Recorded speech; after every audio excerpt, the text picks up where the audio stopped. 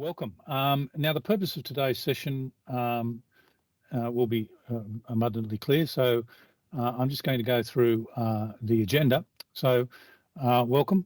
Thanks for joining us. We're here to focus on what you need to do in the next month or so to continue your preparation for full compliance with the new flight operations rules. Of course, you will be compliant at the moment, I'm sure, but we're just wanting to get some information off you to make sure that we've got a copy of whatever you've got, and there's some things that we've put out there on our previous communications. We're just going to cover a few topics there. What we're here for is for you. We're here to give you a little bit of information on some slides. It's not going to be death by PowerPoint. We're just going to put basically some memory joggers that will perhaps cause you to think about a topic and then ask us a question. But mainly we're here for you to ask us questions and we'll attempt to answer them. The idea is that we've got a few subject matter experts in the background waiting to answer the questions. Some of the ones I'm talking to I can answer. With a question that's too hard, we will, and we're going to be mindful of taking up your time thinking about it and researching it. We'll take a non-notice, we'll record it in the chat, and we'll go back through and develop the answer where we can, and we will give the answer back to you. So if there's something that comes through in the chat that's quick to answer, the presenter will do it. If not, we'll get it back to you later, but we won't be ignoring any of your questions. So feel free to fire them at us. Now, the topics I'm going to talk about in a minute, which ones we'll cover. There's a selection of it that went out with the communications that you've been given. Now, how this will run is the presenter will go through a couple of slides with a few dot points on them to talk about some general things. They will stop and then they will invite questions on that topic. And you can put them into the chat. We'll see them pop up. We'll attempt to answer them as they come through. Our host in the background will capture the ones that I can't see or the presenter can't see, because sometimes we're focused on talking and looking somewhere else and not at the chat. We'll capture them and get back to them. We'll allow a certain amount of time for each topic, mindful of our entire timing. Once we get through all the topics, there'll probably be some time left over at the end for any general ones. So that will then go to an open Q&A at the end, where we'll take questions on anything that's been in the presentations. And if there's time, of course, at the end, we might take questions on some other things that might pop into your heads about the flight operations regulations. So I'm now just going to launch into what our topics are. Now, as I said, we have subject matter experts that are going to be able to answer the questions as they come up, most of them. And the topics we're going to be dealing with is using the sample expositions and operations manuals that we've published. The manual authoring and assessment tool, known as MAAT. We have an expert in that online, ready to talk and answer questions. Some general things about understanding the rules and how to seek guidance in compliance with the rules and how you might construct documents to help you comply. We're going to have a brief presentation on continuing airworthiness and maintenance and the impact of the new rules on that. And we're going to talk about regulatory processing pathways and what happens when you submit and how we're going to go about things after you submit. We're concentrating on things that are required immediately. As you know, we've provided industry with some exemptions, which are things that you won't need to comply with immediately. We're not really focused on that in this presentation because you have time to do it. We're focused on the things you need to do soon. When we, with all the things that are coming that you may be taking advantage of an exemption, we will produce guidance materials for them in good time for you to get your submissions in if they're needed. And that's usually about 2 or 3 months prior to the exemption requiring you to do something. we don't want to load you up with everything all at once, so we're spacing it out deliberately so you haven't got a huge pile to work with, just little chunks of it which might be easier for you to process. So I'll launch into the first topic, which is expositions and manuals. Now, this should be familiar to you, these first three milestones. Extracts and management of change needed to be in. 1st of December, we needed some interim information on what you were going to do after the 2nd of December. And the 2nd of December was when the CASARs commenced.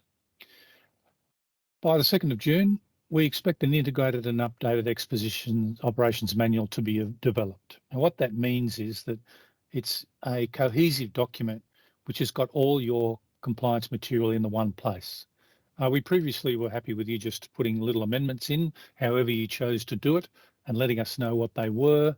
But now we'd like you to have a complete manual that's more usable for you and your personnel in the one cohesive document.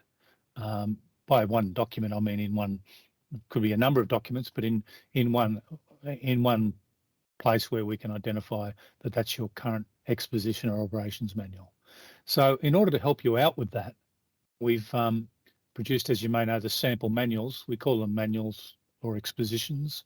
The term is interchangeable. So in developing those, we looked at who might mostly use this stuff, and we thought that that would be a transitioned operator who was doing airwork and charter prior to 2nd of December. And we developed at around a small operator, not a big one, and they were using piston twins and singles. They were single pilot operators and doing air transport and aerial work. So the samples cover both fixed and rotary wing air transport and aerial work.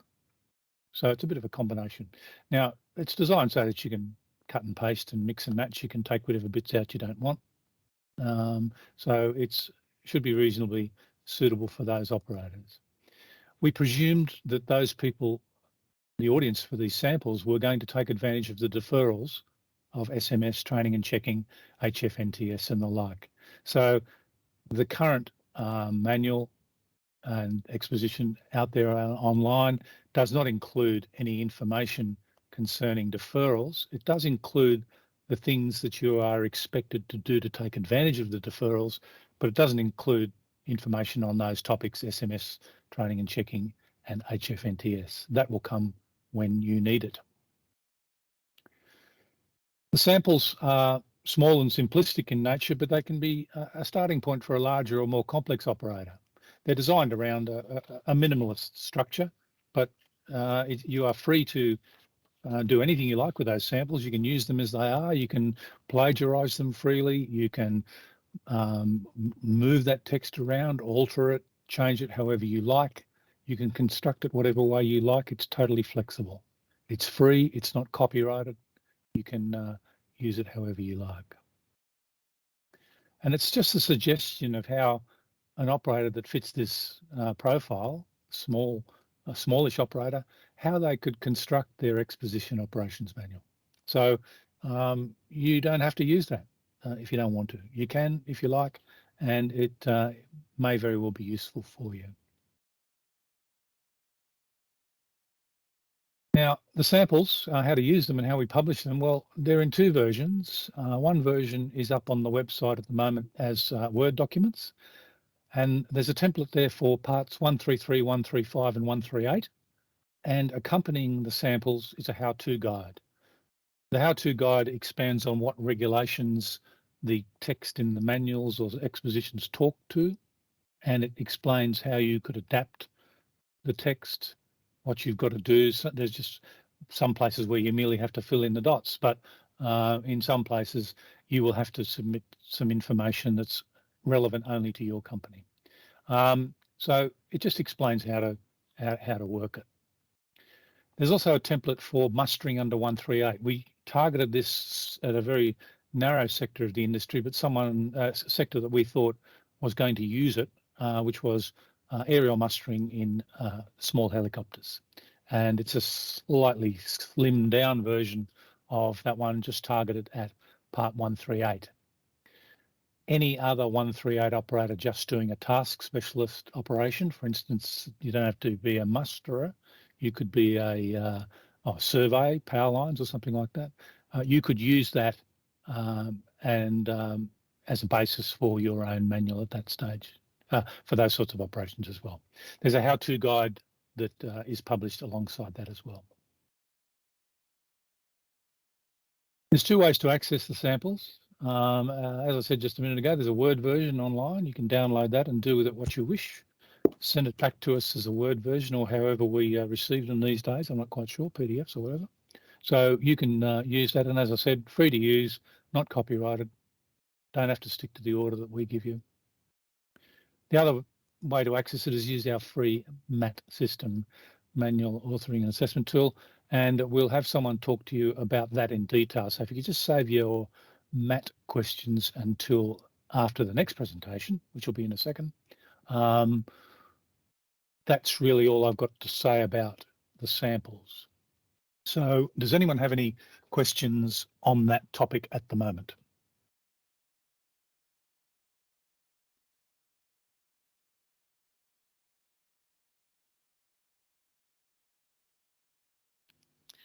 Thanks, Greg. So we'll give you a couple of minutes to think about it. If there's none, we will move on.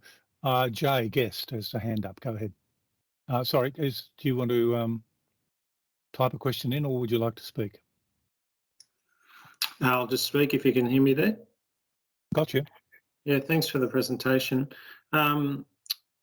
Just a question about the templates there. I don't have them in front of me, but I have actually prepared all of my documents and they're ready for submission. But I did note that there was one big change from the way the requirements for the old documents and the new documents. And from memory, I think it related to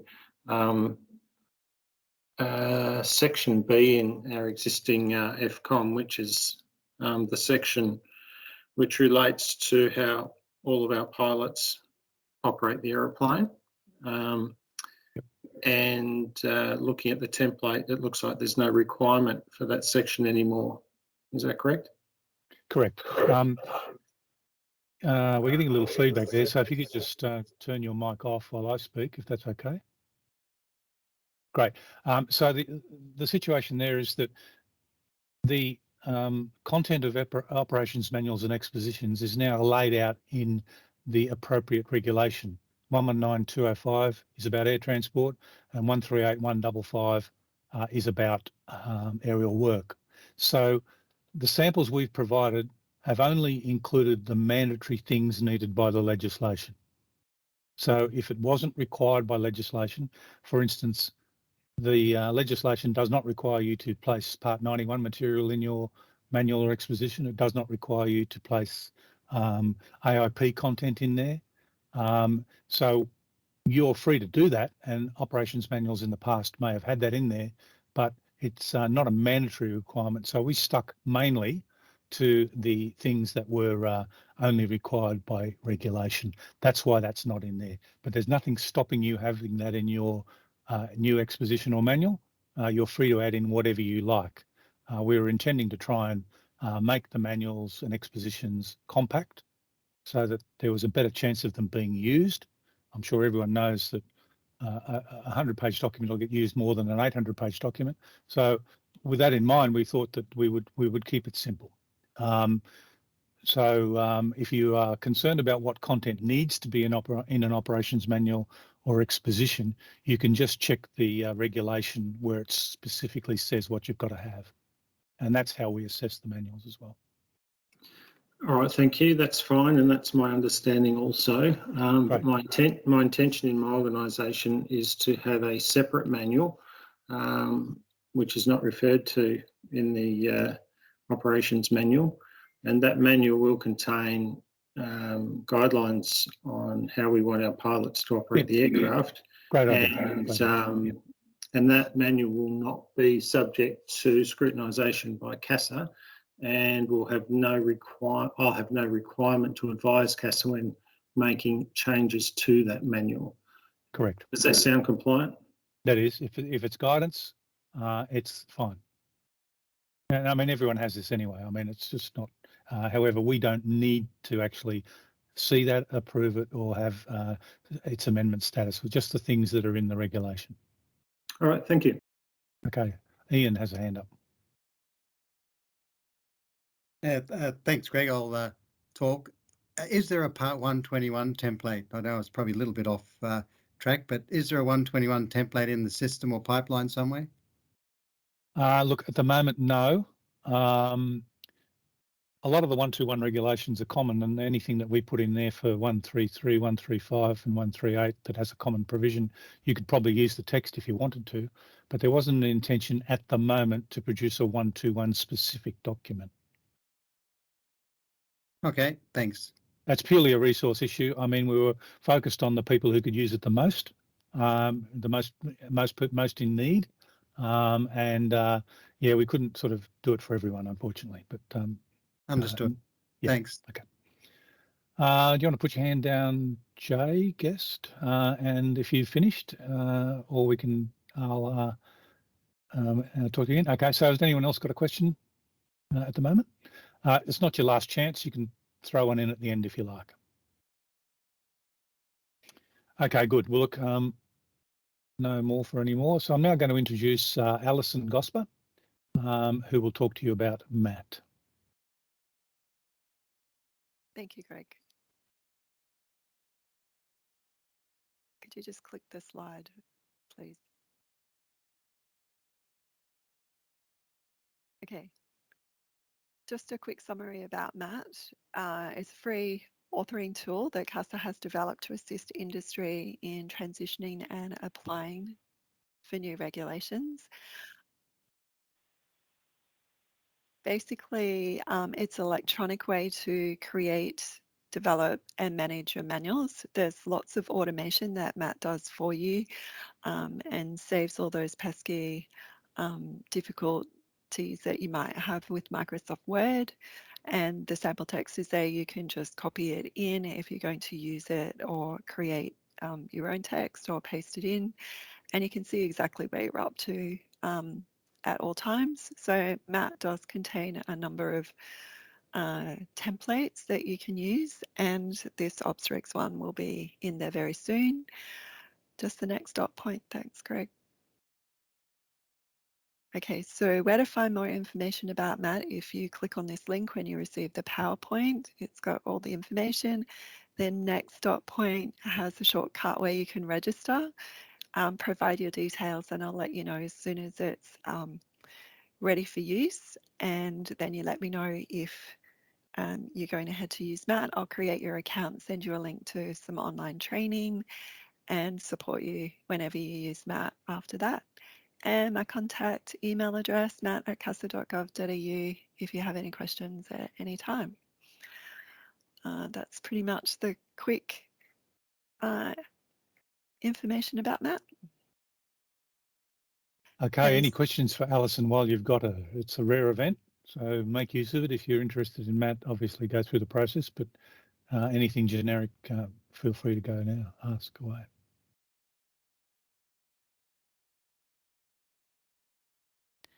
Alison, we've got a question from Paul. Paul, you've got your hand up. Do you want to pop yourself, unmute your mic and ask Alison your question?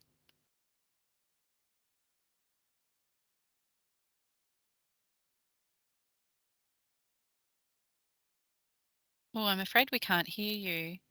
And I can see that you're not on mute. If it's convenient, can you pop your question into the chat, please?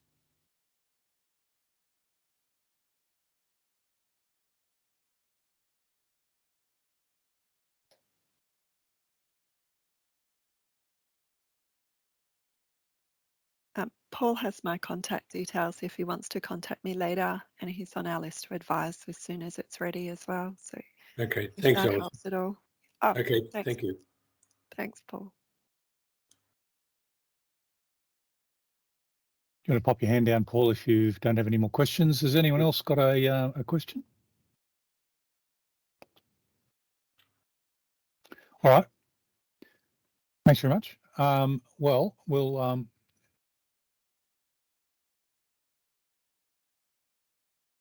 move on. And our next topic is turning my camera on. Understanding the rules. Now, CASA's produced a fair amount of guidance material. It may appear to be a lot, and it is, because there's a lot of detail in some of the rules. But if you have read the rules just out of the regulation, or maybe even the MOS, and you still don't quite get it, and you want to go to the next level with that, the place is the acceptable means of compliance and guidance material. So these are should be your first port of call after reading the rule if you need help with the topic. Now, the way the AMCGM, as we refer to them, are constructed is that they refer to a particular CASA part. Now, they're big documents. You don't have to read all of them, and I wouldn't encourage you to. However, if you have a question about a particular CASA, like if you want to know something about 135050, well, you look up AMCGM 135050. Now, not every regulation has AMCGM, because some of them are merely administrative or machinery rules, or they're extremely self-explanatory, but the ones that require explanation normally have some entries. Now, AMC is an acceptable means of compliance, and the idea is that if the situation suits you, you could use the text in there or a variation of it to demonstrate compliance with the rule. The guidance material is purely guidance and non-regulatory. This is how you could apply the regulation in your circumstance. Now, there's a couple of conventions that we've used with AMCGMs to try and keep the documents reasonably compact. If the information on a particular topic or regulation is too large, our mantra was no more than a couple of pages, we then developed an advisory circular. So an AC was created. Now you'll see ACs listed on the website. You can go and hunt them down in regulatory order or topic order. And for instance, you'll go and see ACs on fuel and oil safety. You'll see an AC on ditching. It's because the topic needed too much space in the AMCGM. So there's a couple of places for you to go through first, and hopefully those things will give you the information you need. And obviously, guidance material tab in our website is the place to go to find that stuff.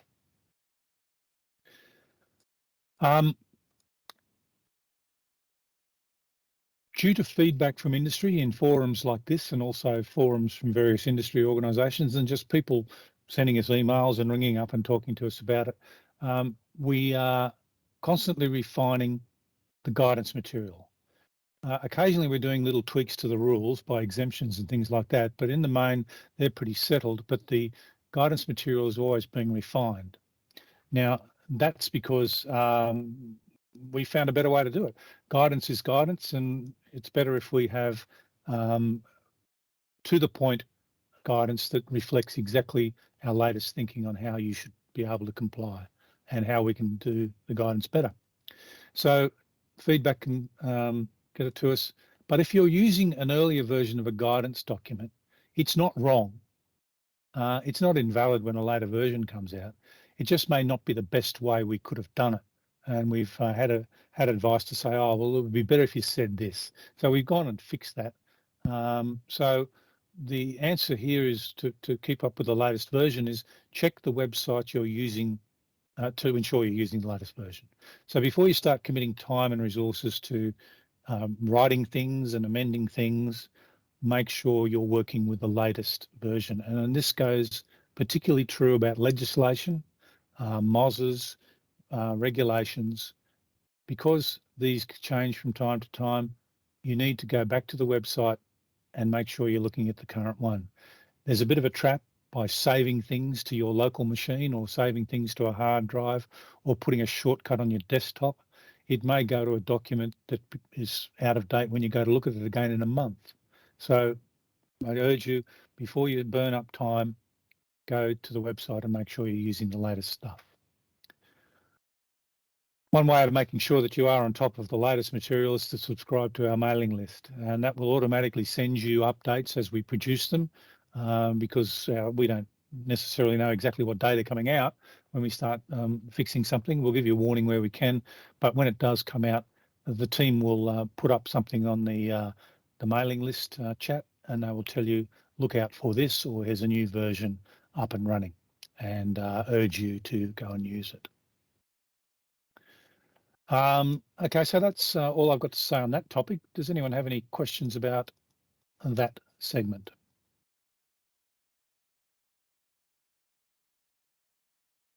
Okay, it's pretty straightforward. Feel free, of course, to come in at the end with some more things if you want.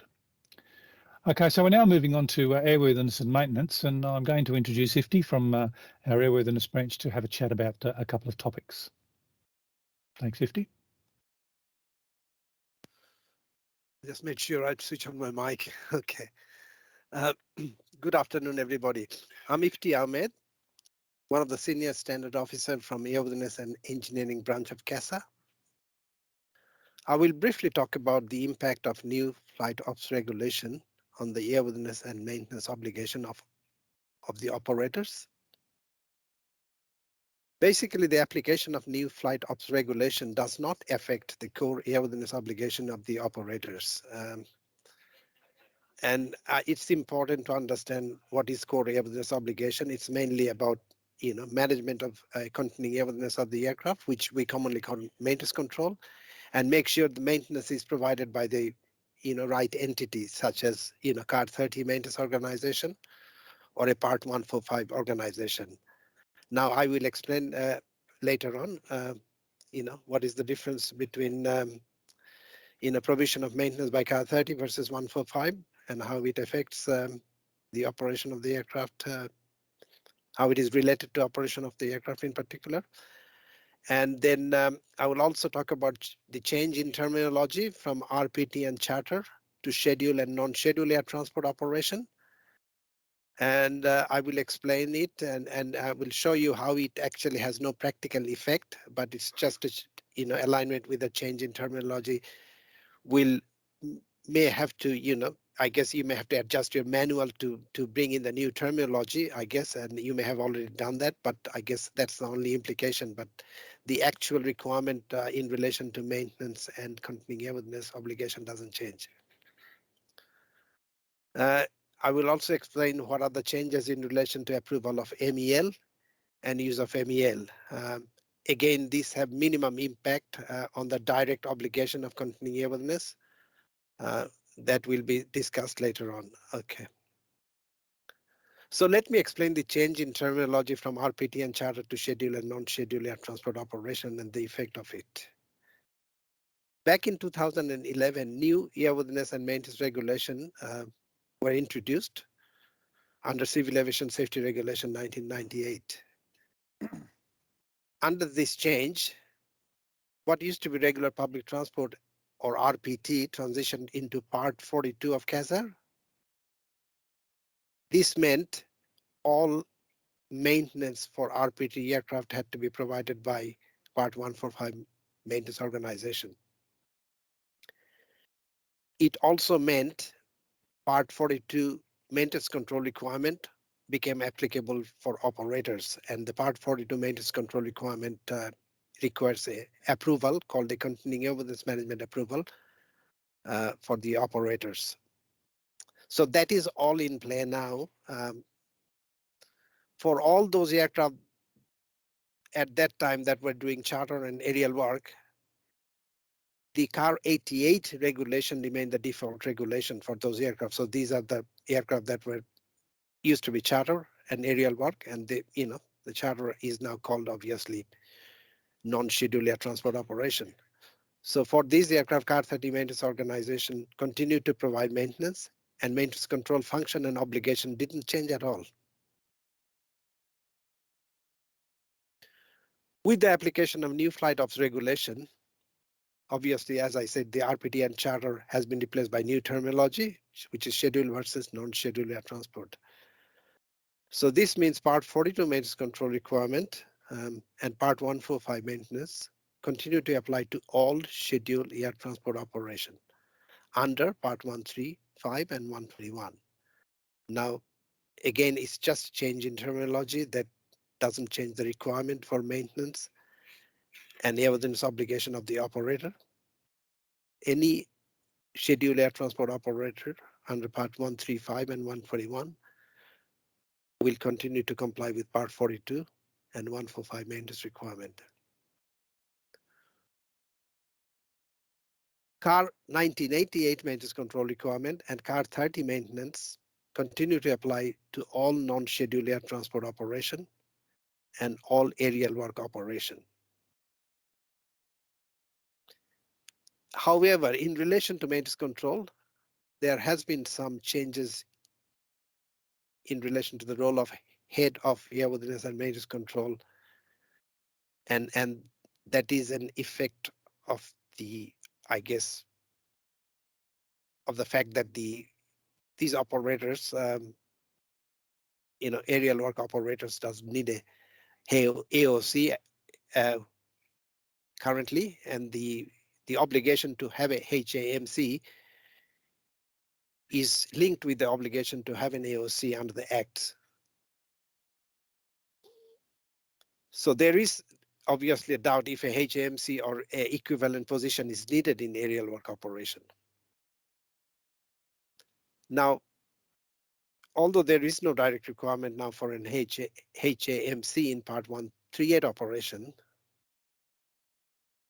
the 138 regulation actually requires operators' operation manual to include a description of arrangement for managing continuing airworthiness of the aircraft.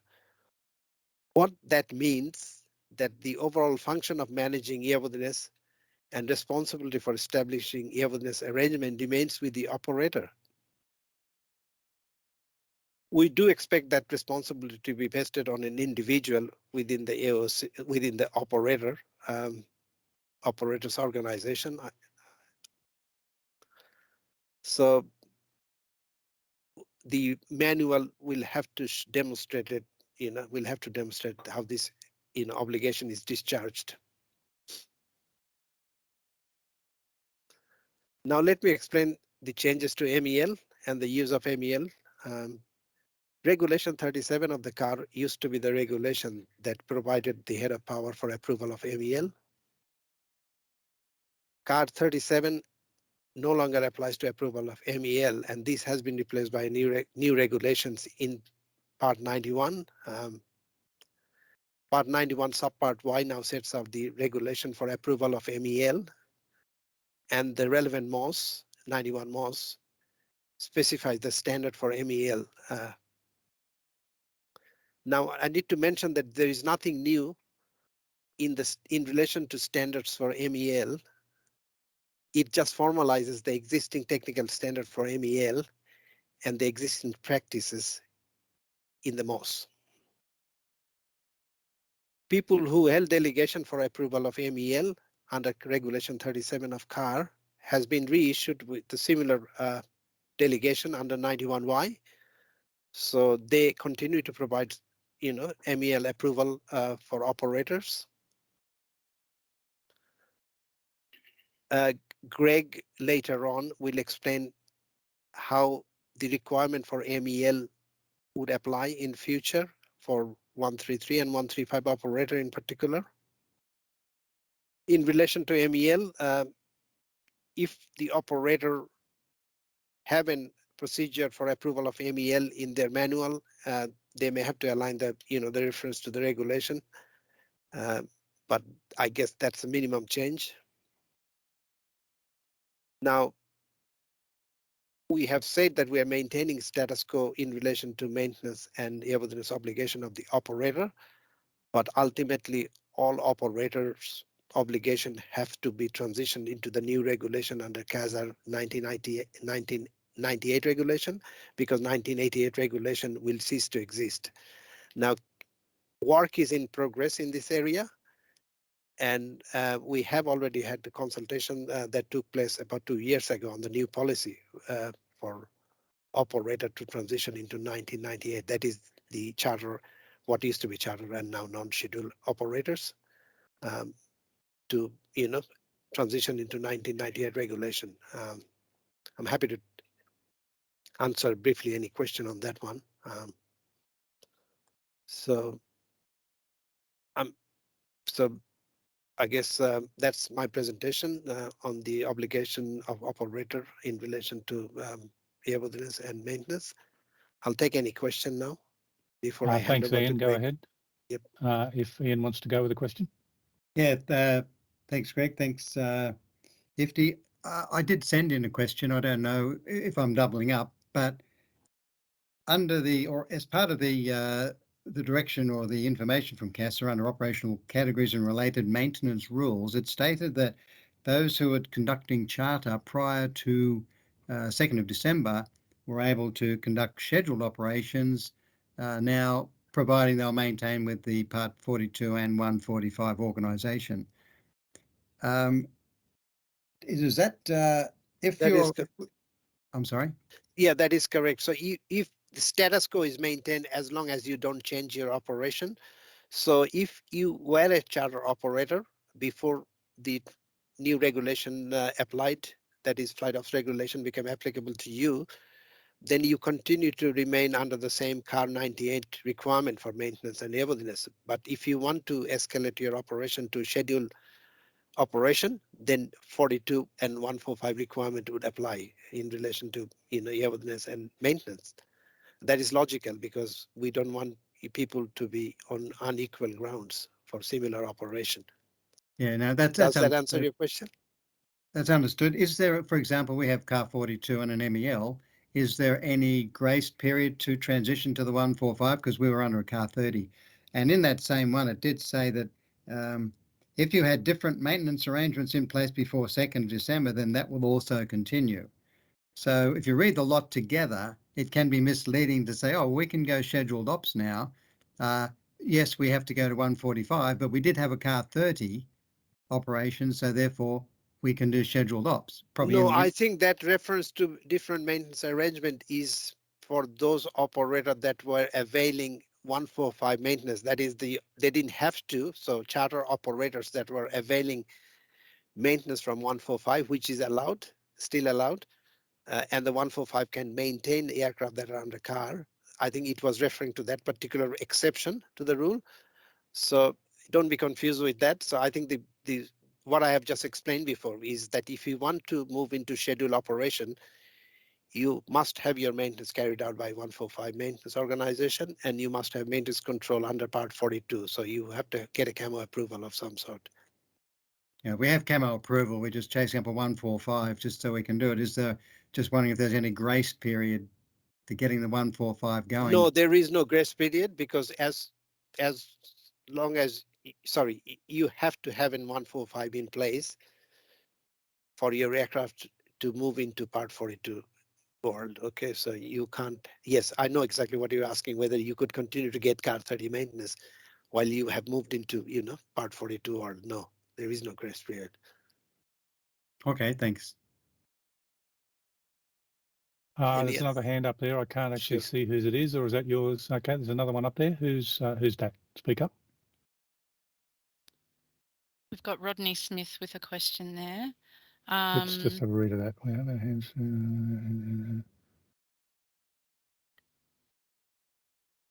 Do you want me to read the question or? Yes, please. Yes. Okay, I'll see if I can. Is it the last on the text line? Yeah. Rodney says, I have our HAMC with me.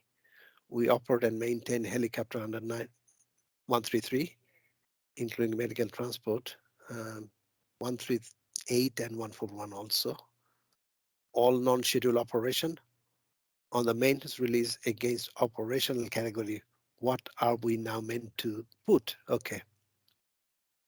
My understanding is that you will reflect the new operation classification on your maintenance release, not the old. It doesn't affect in any way your obligation for airworthiness and maintenance. And I have been told that the CASA's position is that you reflect the new operational category on the maintenance release. Does that answer your question, Rodney?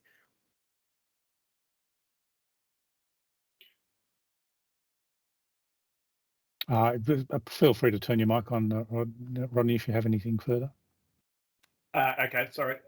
So you can hear me there? Yes. Yep. So in that case, do you want us on the maintenance release, do we put the actual CASR numbers on there? Like, do we put 133, 138, 141, or do we write air transport, air work, Look, training, or? whichever you do, it does reflect that if you say you're doing 133 operation, you could say air transport 133, or you could just say air transport. It wouldn't make any practical difference, I guess, in terms of what you continue to do or discharge your obligation under the car. I can get back to you with more detail on this one. My understanding is that yes, I've been told that that is our position, and that you reflect the new operational category. Exactly what phrase you use, I don't think we're too fast about that, as long as the operational category is clear. Maybe we could just capture, Rod, your email address and through the system, and if he could give you a more Yep, I will be. a written reply. Yep. Yeah, I will be providing a written response on that. Yep. Yep. All right. Great. There's one there about HAM-Cs, if you want to address that one. So the last one from. I don't really know.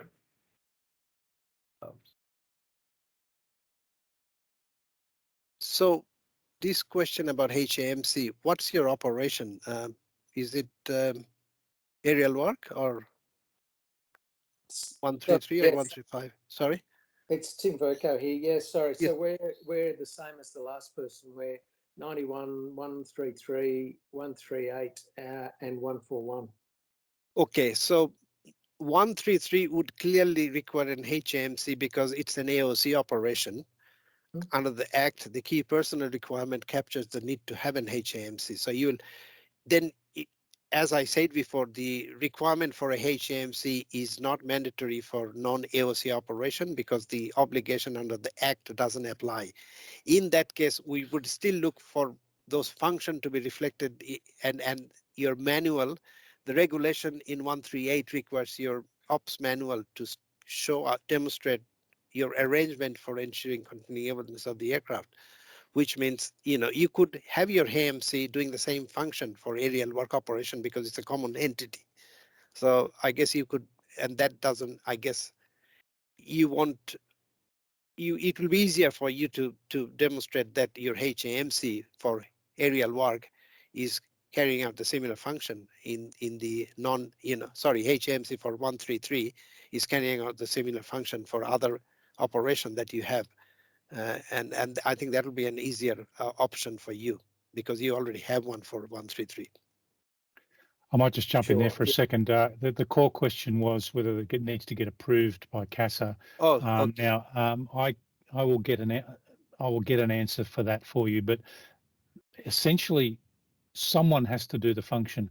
We don't much care about how you name them internally, but those functions still have to be carried out by someone. So whether or not CASA persists with the approvals of HAMC, I'm not certain. That's not my area. But if you want to flick me your email in the chat, thanks, Timothy. I'll get someone to get back to you on that question.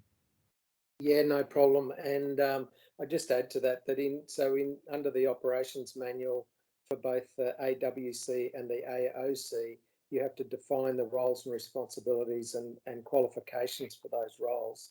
Correct. So we would intend to use the same person across Yes. the board. It's really just about whether they need to go through that formal HAMC approval process that we have. Look, I'm not qualified to answer that because I'm not in that section, but I'll get the answer for you and we'll publish that for you. No problem. I'll put my email address in the comments. All right, great. Now, just while there's a short break, I'll just go through a couple of things there. Who will need an MEL? And 133 and 135 for IFR and or outside Australian airspace. So pretty clear, 133 and 135 for IFR and for outside Australia. 138, you don't need an MEL. Now the requirement to have an MEL, if you're affected, 133, 135, there are some exemptions available. You of course can opt into having MELs, and there's probably quite a few operators that do have them.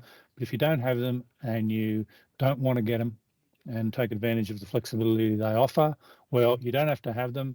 And there's the exemption numbers up there. And they basically exempt Part 133, 135 or 121Z operators non-scheduled only until 3 December 2023. Obviously, scheduled is automatically captured by the 42145 requirement, which it has embedded in it an MEL requirement. And as Ifti mentioned, if you want to check it out, the MEL requirements haven't changed much. They've just moved to Part 91Y and the MOS. So we've got a bit of time going. So let's go for some more questions, and then we'll move on if we can. So more questions on maintenance that we could possibly answer right now and airworthiness. Jay Guest, go ahead. Yeah, can you just confirm, please, for a Part 138 airwork only operation, that there is no requirement to have the HAM-C, that the head of operations is responsible for the maintenance? Greg, you want me to address that? Yes, go ahead. Okay. Well, I think So- if he already has, I might just explain that. Well, Sure. let me just jump in for a minute. Because 138 does not have an AOC, it doesn't pick up the HAM-C requirement, which was in the Act for air operator certificates. Previously, it was in the AOCH, which had the requirements for HAM-Cs for CAO 82 operations. It's been deleted. Sorry, it's been taken out of all of that, moved into the new flight operations regulations, but not moved over into 138. But there's still, as Ifti said, the requirement for someone to be in charge, sorry, for you to describe in your operations manual your arrangements for continuing airworthiness. And someone lurking there might post up that the regulation that says that, but basically it amounts to the same thing as the functions of a HAM-C.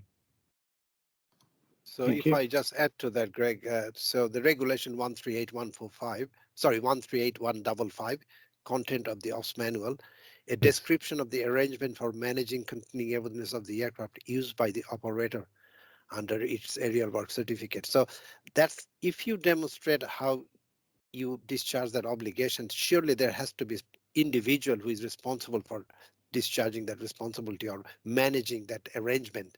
So yes, it could be someone within the organization. It will have Yes, to be you could- someone Yeah. in your You organization. could use whoever you want there. You could Yep. call them whoever you want, but someone has to do it or be responsible for it. All right, so we could keep the old existing arrangement and Yeah. have the HAM-C. All right, thank you. Yeah, they're not wanting you to change if you don't have to. Go ahead, Ian.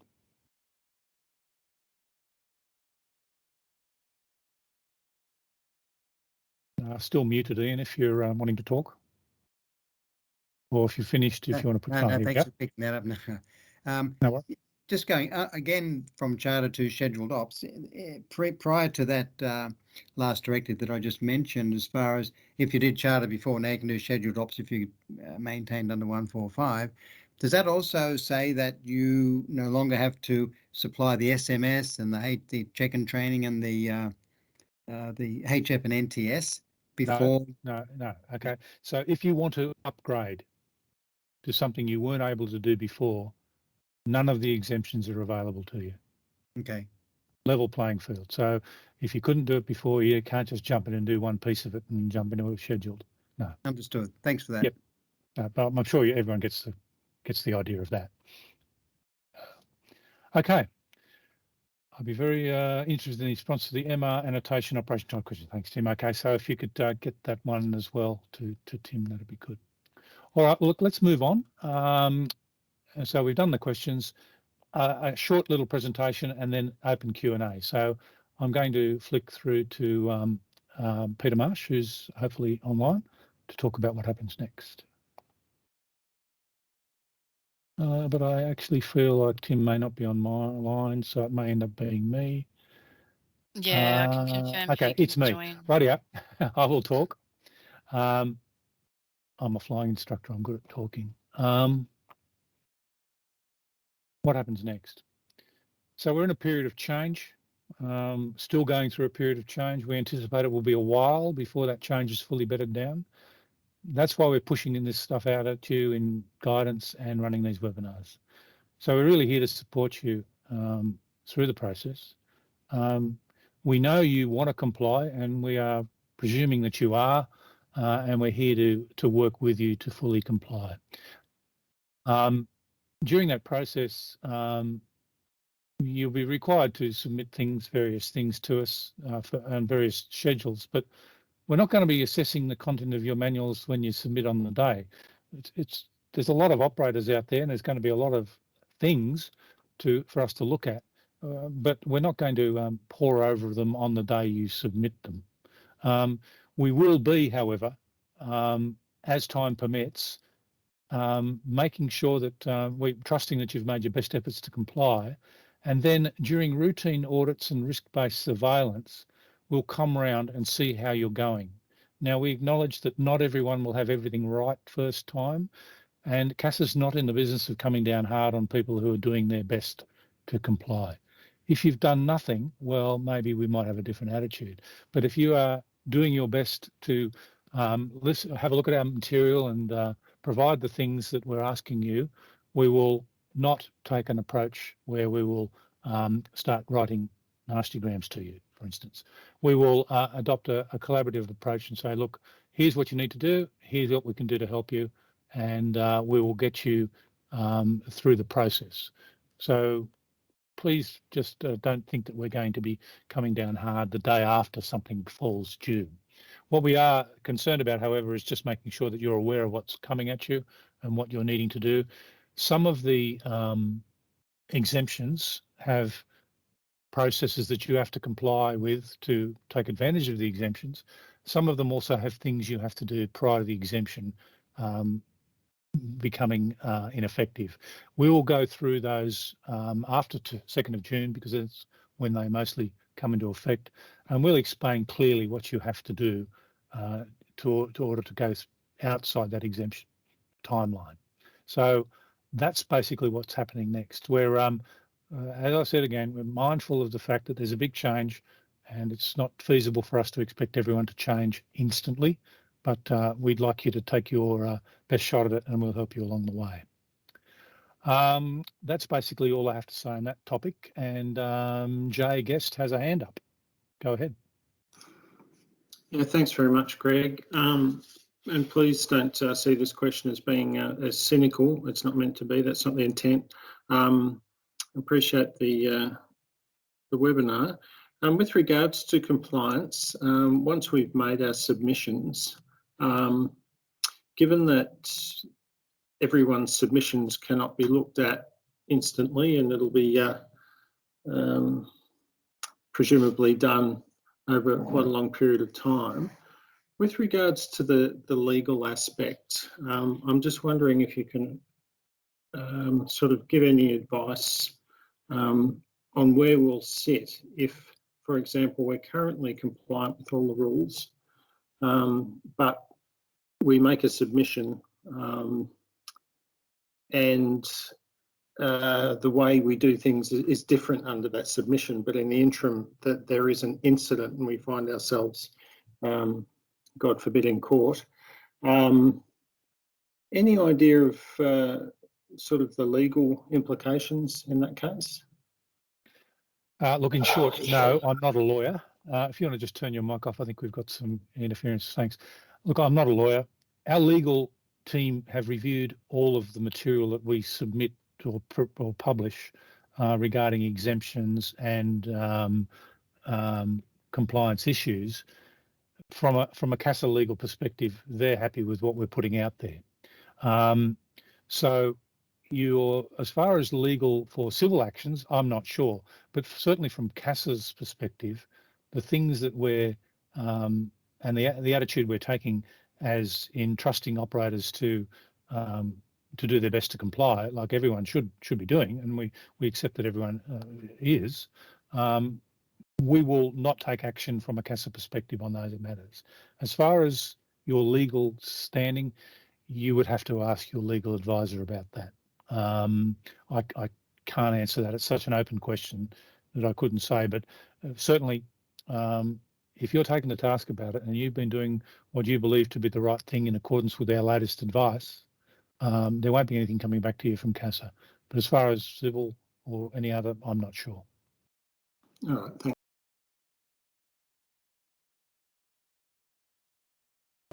Okay, look, we're 1 minute prior to finishing, but we can go on. So let's have them. Someone else has got a hand up. Go ahead. Okay, Greg, it's Paul Lobson. Can you hear me? I can, Paul. Go ahead. Oh, good. Okay. Sorry about this. I'm fumbling in the dark. This is the first time I've had a go at this.